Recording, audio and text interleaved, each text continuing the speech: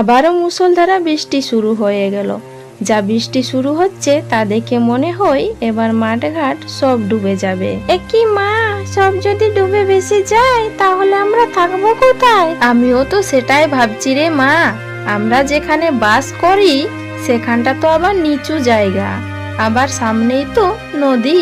মা, তাহলে কি আমরা নদীর জলে ডুবে যাব? জানি না মা, সৃষ্টিকর্তা কি করবে।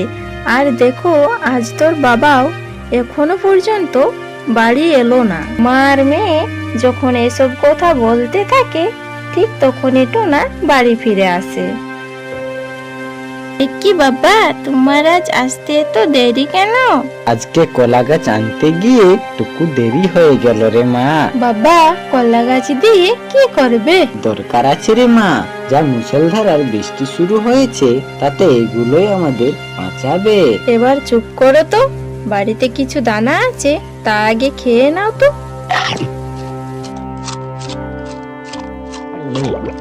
এইদিকে বিকেলে বৃষ্টি অল্প হচ্ছে, তখনই টোনা কলা গাছের বাড়ি বানাতে লাগলো। তখনই সেখানে কাক এলো।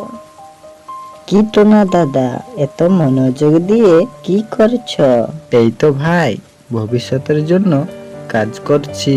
ভবিষ্যতের জন্য কাজ? হ্যাঁ রে ভাই, ভবিষ্যতের কথা ভেবে কাজ করাটাই তো বুদ্ধিমানের কাজ। হ্যাঁ, তা তো ঠিকই, কিন্তু এই কলা গাছ দিয়ে ভবিষ্যতের জন্য কি কাজ করছো শুনি বুঝি? কি আর বলবো ভাই, এই কলা গাছ দিয়ে একটা ঘর বানাবার চেষ্টা করছি। সত্যি টোনা দাদা, হাসালে তুমি।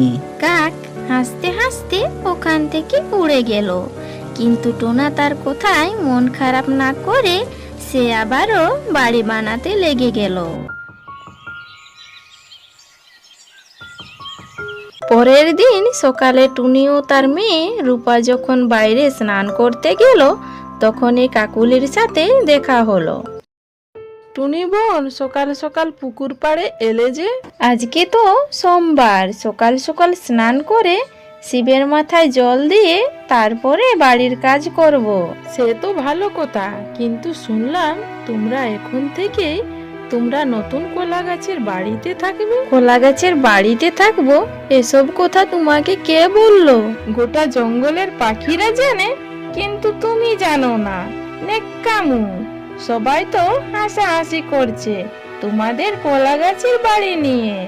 সত্যি তোমরাও পারো বটে। দেখো কাকিমা, তুমি আমার বাবার নামে কিছু বলো না।